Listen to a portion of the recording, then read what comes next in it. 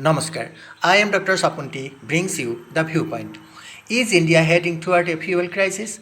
Will the ongoing Iran conflict push petrol and diesel prices through the roof? And most importantly, is India prepared for a major disruption in global oil supplies? In this video, we will explain how the Iran conflict is affecting global energy markets, why the Strait of Hormuz is so important, and what India is doing to protect its economy and energy security. Let's begin.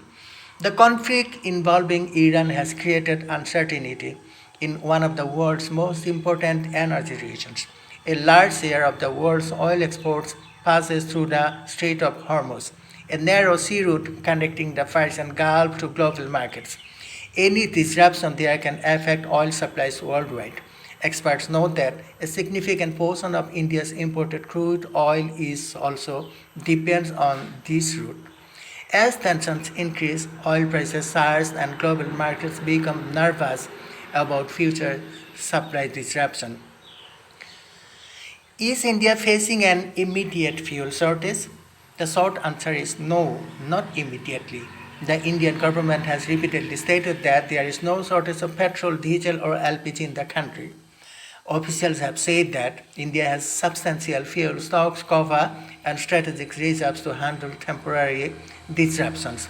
Indian refiners also maintain inventories, and contingency plans are in place to source oil from multiple supplies if necessary.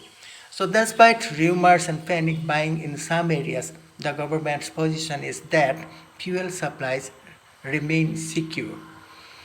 The real threat rising oil prices. Even if fuel remains available, higher oil prices can create serious economic challenges. Analysts warn that prolonged disruptions in Middle Eastern supplies could push global crude prices much higher.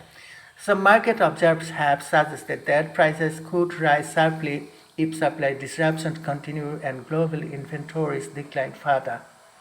For India, which imports most of its crude oil requirements, expensive oil means higher import bills, pressure on the Indian rupee, rising transportation costs, inflation in food and consumer goods, increased burden on industries. Reuters has reported that policymakers have been taking measures to shield the economy from the impact of energy price shocks linked to the Iran conflict. How India is responding? India is not waiting for a crisis to unfold. The country's energy strategy includes diversifying oil imports. India has expanded purchases from countries such as Russia, the United States, Africa, and Latin America to reduce dependence on any single source. The strategic petroleum reserves.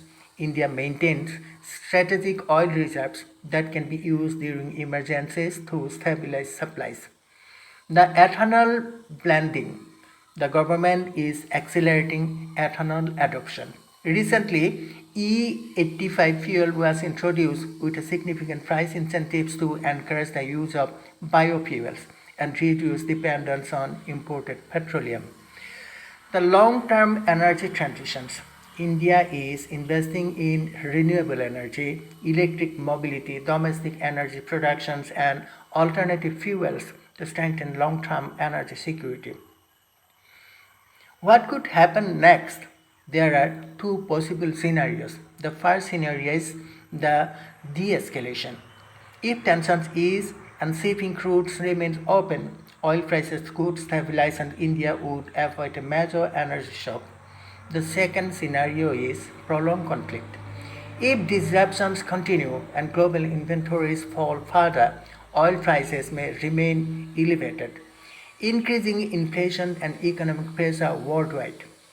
In that case, India's diversified sourcing strategy, strategic reserves, and alternative fuel programs will become even more important.